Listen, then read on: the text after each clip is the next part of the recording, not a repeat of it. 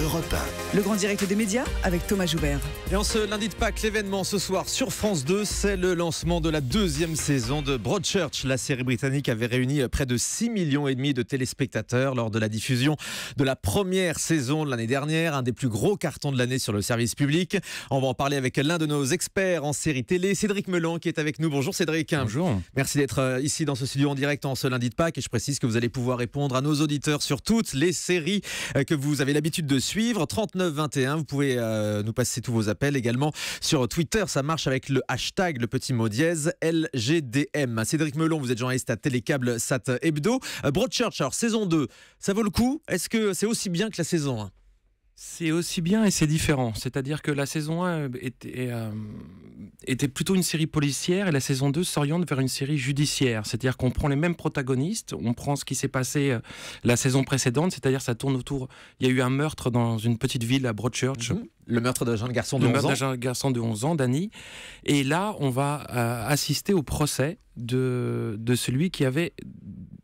qui s'était confessé. Oui, c'est difficile va... de ne pas révéler les intrigues pour les gens qui n'ont jamais suivi la saison. De ne pas spoiler. Et en fait, dès le début, on est désarçonné par la tournure que va prendre le procès. Et il y a une actrice française, Charlotte Rampling, qui vient rejoindre le cast. Génial. Qui joue une avocate qui est absolument excellente. Et même s'il y a un petit peu moins d'émotion, la tension, le suspense sont toujours présents. C'est vrai que Broadchurch, ça vaut beaucoup pour le casting. Les acteurs sont excellents. Oui, il y a David Tennant, donc, qui est un ancien interprète du Docteur Who, qui est une série culte anglaise, qui est vraiment très très bon. Et il est avec Olivia Colman, qu'on avait vu dans Mariage à l'anglaise.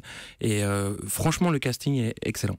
Casting excellent donc à retrouver ce soir avec les mêmes personnages, on l'a compris, que dans la saison 1. Qu'est-ce qu'on aime bien dans Broadchurch? C'est l'ambiance, c'est le huis clos, ce sont les pistes qui changeaient à chaque épisode dans la saison 1, ça c'était assez fabuleux. Là ça va être un petit peu différent, même si on va suivre aussi une enquête policière.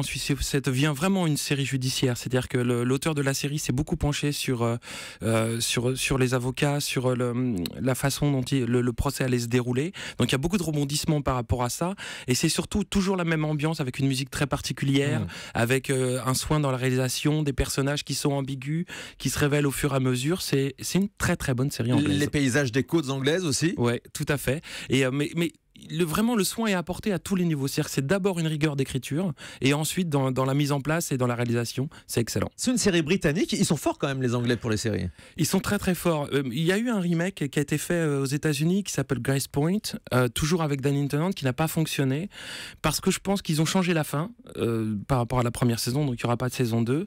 Et ils ont changé la fin et du coup tout ce qui se tenait très très bien dans la première saison ne se tient plus dans la version américaine. Et alors à propos de remake, je crois qu'il y a un remake français en préparation que va faire France 2. Alors quel est l'intérêt de faire un remake d'une série que tout le monde a déjà vue? Écoutez, c'est pas moi qu'il faut poser la question parce que je suis bien de votre avis. Je pense que ça n'a strictement aucun intérêt. Maintenant, il y a 4 scénaristes qui sont sur le coup. Parce que c'est ça, ils nous préparent la même histoire mais refabriquée à la française. Exactement, il y a un bon casting. Il y a Simon Abkarian qui va reprendre le personnage de David Tennant. Mais après, je vois pas trop quel est l'intérêt. Surtout que c'est France 2 qui va le diffuser, donc je pense qu'il devrait nous mettre le remake américain juste derrière, comme ça au moins on aura tout fait. On aura la totale. Les séries françaises, justement, elles sont en plein renouveau. On parle de France 2, donc cette préparation de Broadchurch, le remake en français qui est donc en préparation. On a vu ces dernières semaines Les Témoins avec Thierry Lhermitte, qui a plutôt bien fonctionné. Chef avec Clovis Cornillac. À partir de la semaine prochaine, ou dans quelques semaines, on va découvrir Disparu avec François-Xavier Maison. On a l'impression que France 2 fait énormément d'efforts sur la fiction française, Cédric Melan. Alors, des efforts, oui, énormément, non. C'est-à-dire que je pense qu'on pourrait plutôt parler de renouveau de séries françaises avec des séries comme Les Revenants, avec une série comme... Les Revenants, c'était sur Canal. C'était sur Canal, avec Le Petit Quinquin qui était sur Arte, qui était très très bien aussi. Là, ça, personne l'a vu. Personne l'a vu, mais ça mériterait d'être vu. Et le problème avec ces séries-là, comme par exemple Les Disparus qui va arriver, c'est que ça s'inspire beaucoup de séries américaines qui existent déjà, notamment Broadchurch. Notamment The Killing, qui était une série qui a diffusé M6, je crois. Et le gros problème, c'est qu'on n'arrive pas à s'émanciper de ça. C'est-à-dire qu'il faudrait vraiment créer des séries qui se basent sur un scénario solide, avec une histoire à raconter, avant d'essayer de trouver des concepts et de dire tiens, je vais faire un coup, je vais prendre un acteur qui est dans un registre. Ça, on met un nom au casting en fait. Hein. Thierry Lhermitte, oui. Clovis Cornillac, mais ça suffit Exactement. pas. Clovis Cornillac était très très bien dans Chef, mais bon, après, ce qu'il faut, c'est que le scénario suive derrière, quoi. Et il faut d'abord une bonne histoire, il faut d'abord payer les scénaristes, il faut qu'il y en ait plusieurs, il faut qu'il y ait une vraie tenue par rapport à ça, et que derrière, on développe des séries qui soient vraiment originales. Arrêtez de copier les Américains, on ne sait pas le faire. Alors donc, saison 2 de Broadchurch, ce soir, la version britannique, je le précise, ce sera sur France 2. 3 épisodes d'un coup, c'est pas un petit peu trop, Cédric Melon? Je comprends pas la manière de diffuser les séries à la télé française. Je pense que c'est de toute façon, c'est pour essayer de réunir un maximum de monde au début. Ça manque un petit peu de courage, parce qu'il faut avoir confiance sur ce support-là. Notamment sur Broadchurch. Si on n'a pas confiance en Broadchurch, on se demande en quoi on va avoir confiance. À la télé anglaise, des épisodes, il y en a un par semaine. A priori. Ouais, comme à la télé américaine. Allez, on passe aux questions des auditeurs d'Europe 1 au standard 3921 ou sur Twitter. Tiens, beaucoup de questions avec le hashtag LGDM. On nous parle de la série Crossing Lies. C'est Miss Brillant qui nous demande si la saison 3 de Crossing Lies sera diffusée en France. Oui, tout à fait. Rappelez-nous, Crossing Lies, c'était avec Marc Lavoine? C'était avec Marc Lavoine et c'est une sorte d'expert européen. Et ça sera diffusé en France sur TF1 très bientôt. On nous parle de House of Cards. Edwige Neck qui nous demande si une saison 4 de House of Cards est prévue. Pareil, on rappelle un petit peu House of Cards. Ça passe en France sur Canal+. Ça passe en France sur Canal+.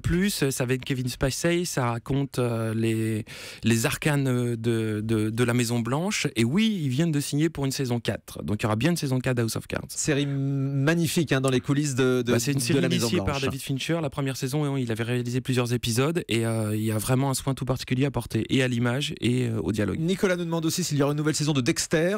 Non, et heureusement, parce qu'ils avaient très très mal terminé. Oui, et ça, la série avait été bouclée. On nous parle aussi de la série qui cartonne sur M6, la série à base de Marvel, les agents du Shield. C'est un carton ces dernières semaines. Alors, c'est une série qui est dérivée de l'univers Marvel, donc de l'univers Avengers. Ça a cartonné d'abord sur Série Club. C'est Série Club qui l'a diffusé. Ils ont fait très très bonnes audiences avec. Ça met en scène, c'est en fait une interaction entre les personnages de l'univers Marvel, donc Thor, Iron Man, les Avengers, et le fameux The Shield, qui est une agence qui est spécialisée dans la surveillance des super-héros et qui est mis en scène justement dans cette série-là. Et ça, c'est un carton sur W9 à tel point que ça a passé très vite sur M6.